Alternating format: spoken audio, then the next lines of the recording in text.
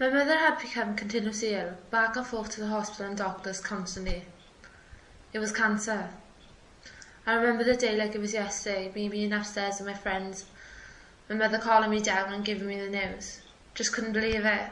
Collapsing with devastation. So many questions. Why her? Why not someone else? Denial. This can't be happening. Not her. It must be a mistake.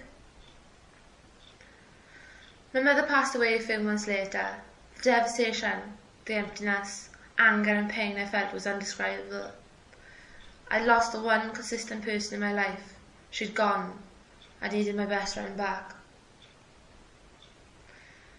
My older sister, who became our guardian, started to drink very heavily, becoming aggressive and abusive to everyone. We were all grieving in very different ways.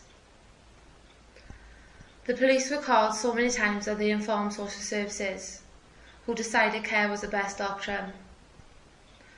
After not being happy in care and suffering with depression and drinking more than I should have been, my social worker finally decided it was time for me to go into supported accommodation and become independent.